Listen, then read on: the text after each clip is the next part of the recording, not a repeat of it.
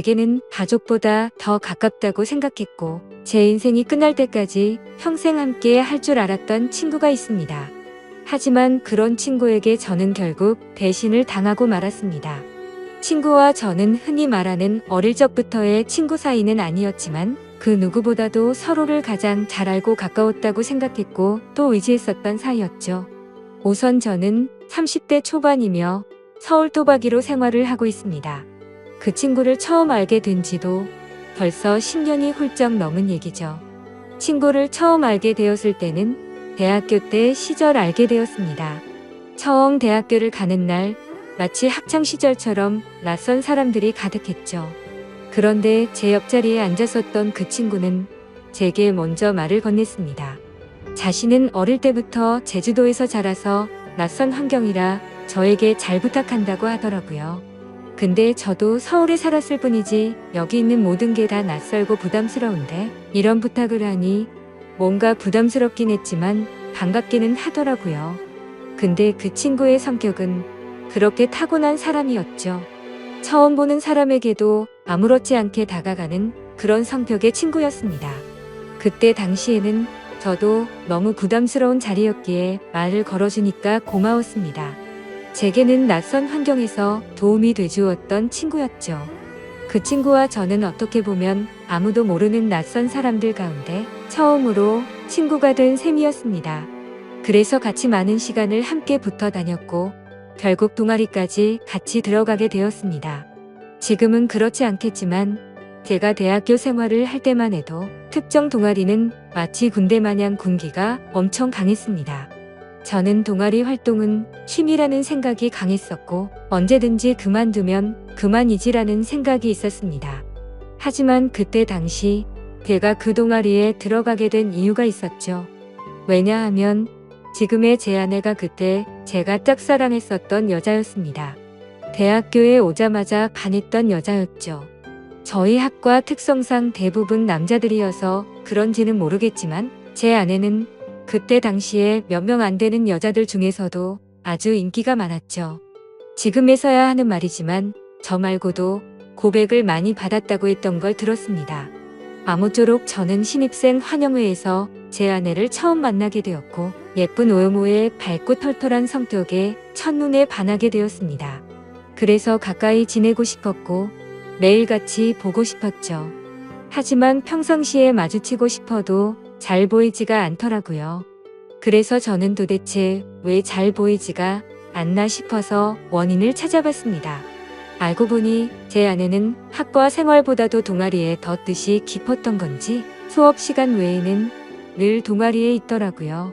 그래서 잘 보이지 않는 이유가 동아리 때문이란 걸 알게 된 후로 저는 그 동아리에 가입을 하게 되었습니다.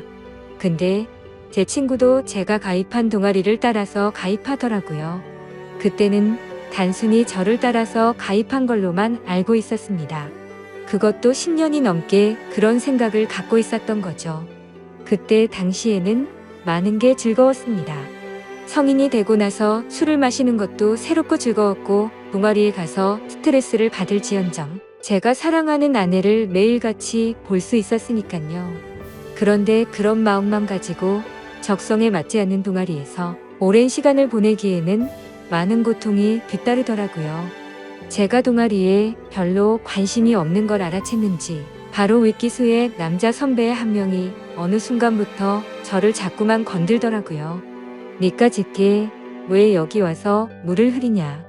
이따위로 시간 때울 거면 꺼지라고 하더라고요.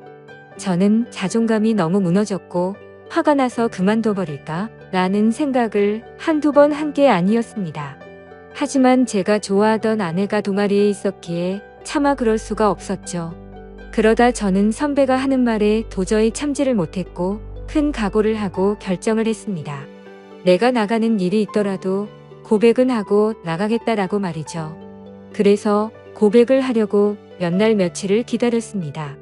그러다 때마침 고백을 할 수 있는 기회가 생겼죠. 저는 시험 기간이라 공부를 했고 밥을 먹고 잠깐 잠이나 잘까 해서 동아리방에 들렸더니 제 아내가 혼자서 동아리에서 있었던 거죠. 그래서 저는 무조건 오늘 고백을 해야 하는 기회이구나 싶었고 제 진심을 담아서 고백을 하게 되었습니다. 하지만 그 말을 듣더니 곧장 아내는 장난치지 말라며 저의 고백을 거절했었죠.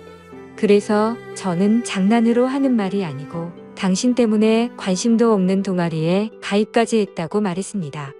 그러자 아주 오랫동안 깊은 생각에 잠겨서 고민을 하더라고요. 그러면서 자신은 고민할 게 있다면서 생각을 해보고 대답을 해준다고 했습니다. 그날로부터 일주일 정도를 기다렸습니다. 제 아내는 저의 고백을 받아주게 되었고 저희는 교제를 시작하게 되었죠.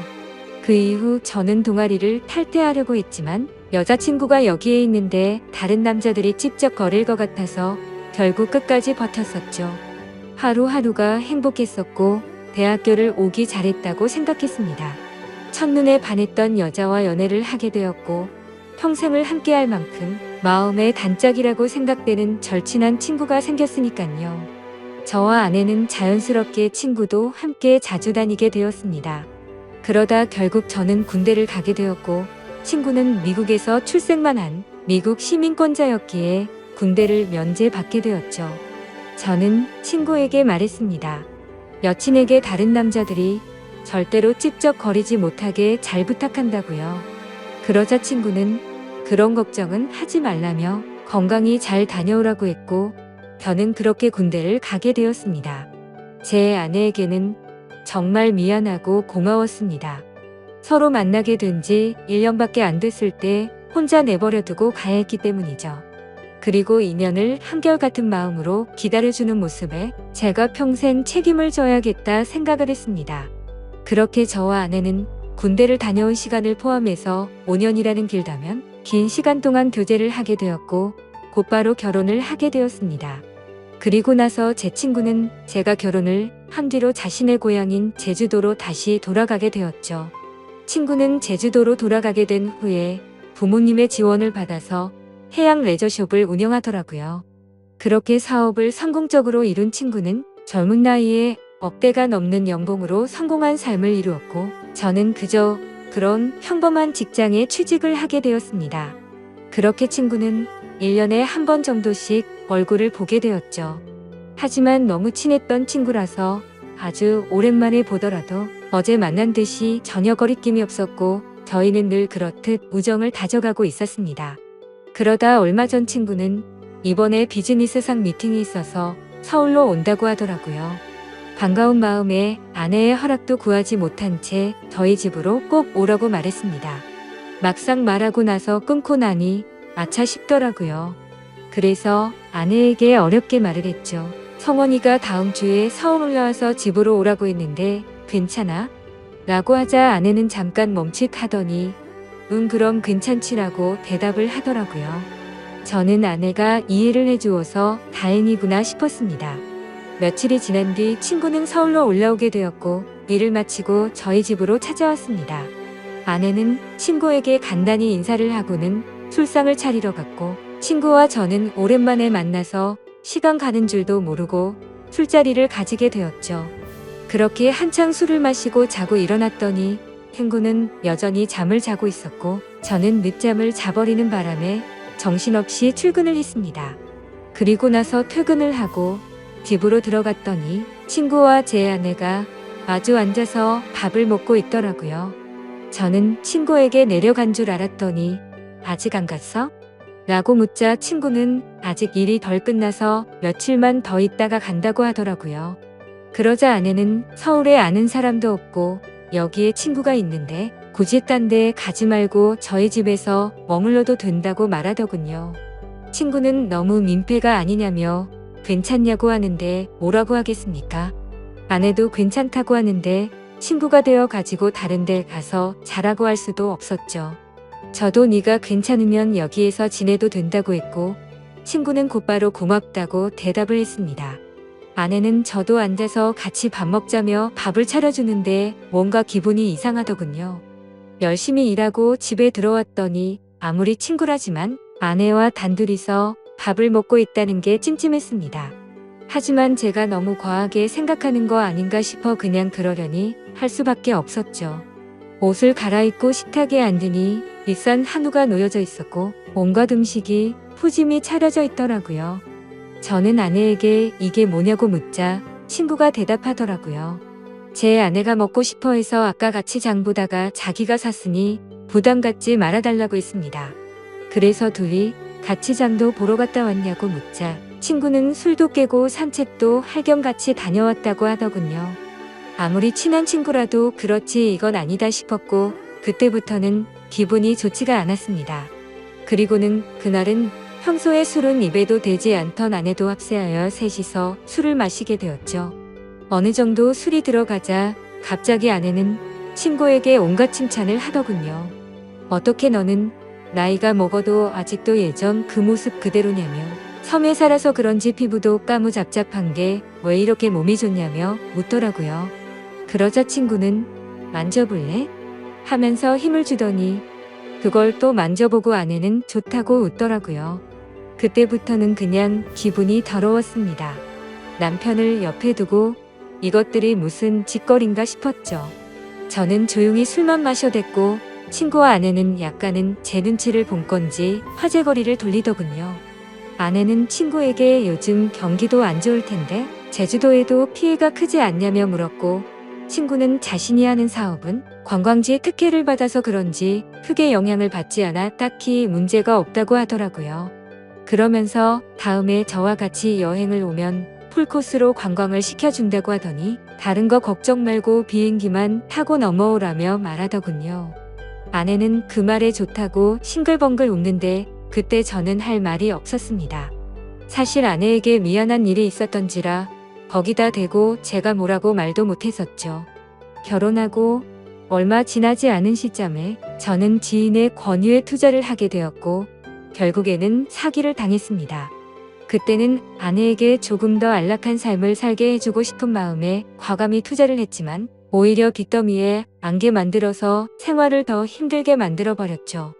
그래서 비싼 한우 같은 건 꿈도 꾸지 못했고 여행이라고는 신혼여행 이후로 단 한 번도 가지 않았으니 저는 도저히 할 말이 없었습니다. 기분도 좋지 않고 화를 내기도 애매한 마음에 그만 자리를 끝내고 싶었죠. 그래서 저는 제가 자리에서 일어나면 술자리가 끝날 줄 알고 말했습니다. 오늘은 피곤해서 먼저 일어날게 라고 했더니 친구는 벌써 자려고? 아쉬운데 조금 더 마시지 하더니 그럼 피곤할 텐데 먼저 들어가서 쉬어 우리는 조금만 더 마실게 라고 하더군요. 그러자 아내도 일어날 생각이 없는지 내일은 지각하지 말고 알람 꼭 맞춰놓고 자라고 하더라고요. 속으로 진짜 부글부글 끓었습니다. 자존심이 상해서 다시 앉기도 뭐했고 그냥 샤워를 해버리고는 자러 먼저 들어갔습니다. 그런데 그 기분으로 잠이 올 리가 없죠. 자정이 다 되어갈 때까지 그 둘은 하하 호호 웃으며 떠드는데 친구고 뭐고 엎어버릴까 싶었지만 너무 쪼잔해지는 것 같아서 그냥 참고 있었습니다. 그렇게 잠에 못 들고 누워있는데 갑자기 작게 들리던 소리조차 들리지 않더라고요. 그러더니 1분 정도가 지나자 의자 빼는 소리가 들렸고 설거지를 하는 소리가 들렸습니다. 그래서 저는 물을 마시는 척하면서 거실로 나가봤더니 아내는 설거지를 하고 있었고 친구는 보이지가 않았습니다. 친구는 어디 갔냐고 물었더니 담배 피러 나갔다고 하더니 저보고 아직 안 잤냐고 묻더라고요. 저는 목이 말라서 잠이 깼다며 물을 마시고 방으로 들어갔고 아내는 설거지를 끝마치고는 방으로 들어오더군요. 그날 밤 저는 자는 둥 마는 둥 너무 짜증이 나서 잠을 뒤척였고 다음날 굳이 자고 있는 친구를 깨워서 집 밖으로 데리고 나왔죠. 친구에게는 거짓말이라도 해서 내보내야 되겠다 싶어서 말했습니다. 진짜 미안한데 아무래도 아내가 조금 불편해하는 것 같다고 했더니 친구는 아 그랬구나. 내가 너무 눈치가 없었지라며 미안하다고 하더군요. 그러더니 어차피 오늘 저녁에 내려가려고 했다면서 미팅 다녀와서 저녁에 들어올 것 같은데 그때 짐 챙겨서 나간다고 하더라고요. 저는 그래서 오늘 나도 외부 미팅이 있어서 저녁에 얼굴은 못 볼 것 같다고 했습니다. 항상 미팅 끝나고 술자리를 하는 자리라 늦을 것 같은데 조심히 내려가라고 미리 작별 인사를 했습니다. 그렇게 인사를 마치고 친구는 미팅이 있다면서 택시를 타고 갔고 저도 회사로 출근을 했습니다.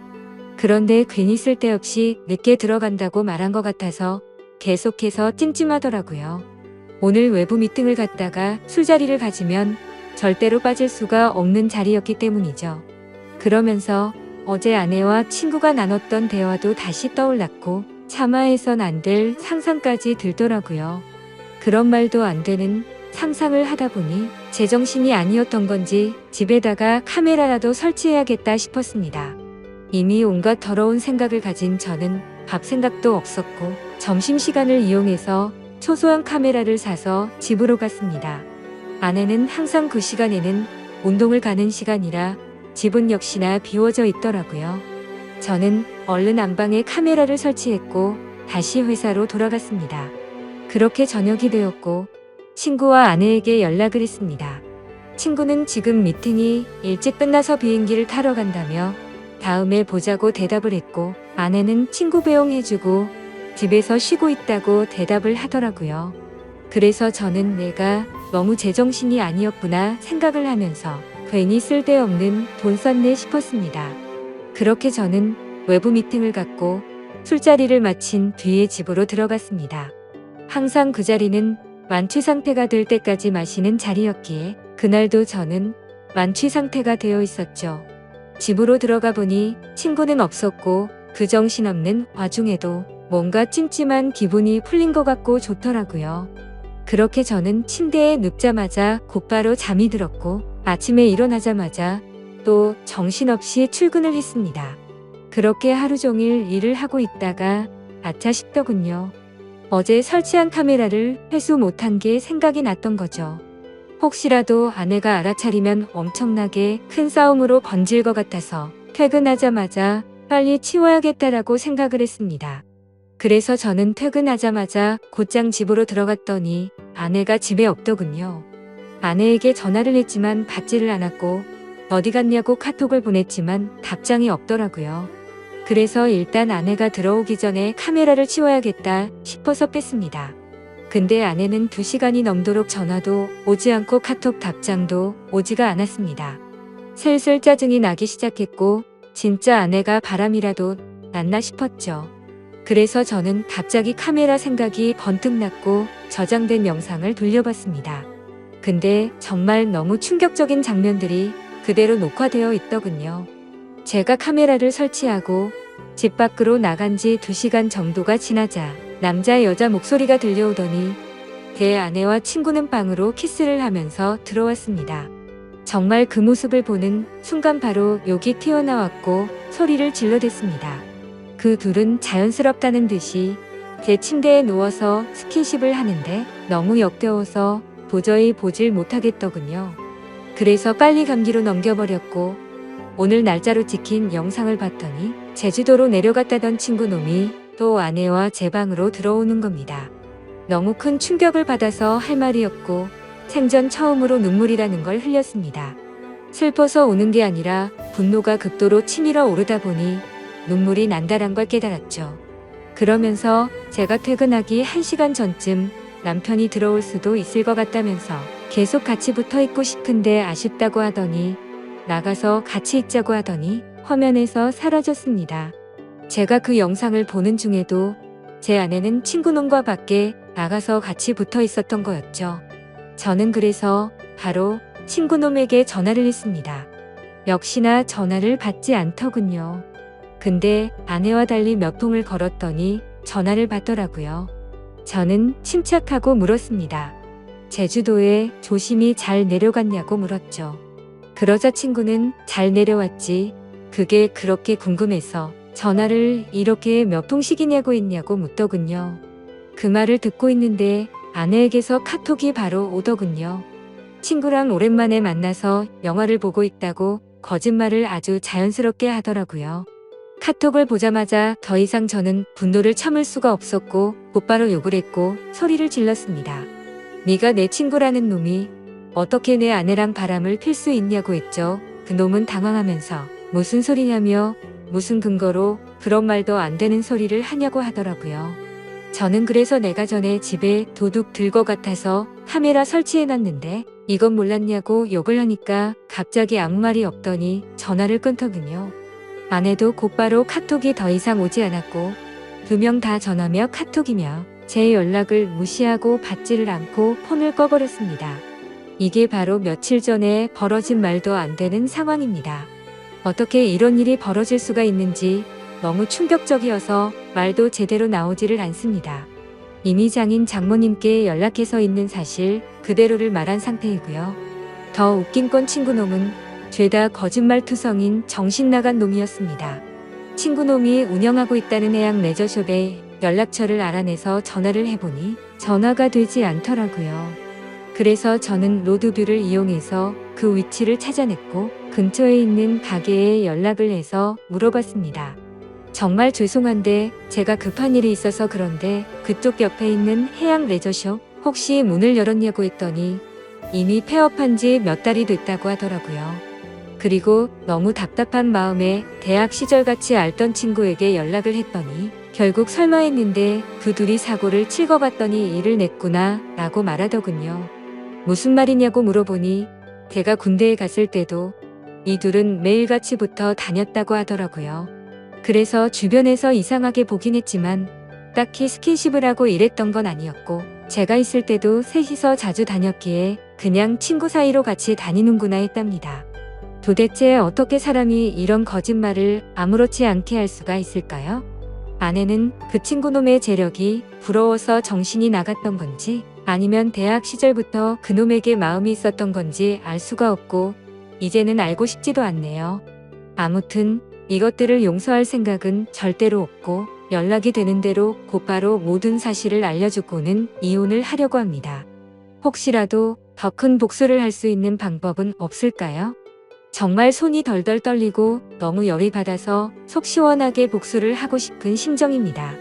너무 흥분해서 쓴 글이라 엉망진창인데 읽어주셔서 감사합니다.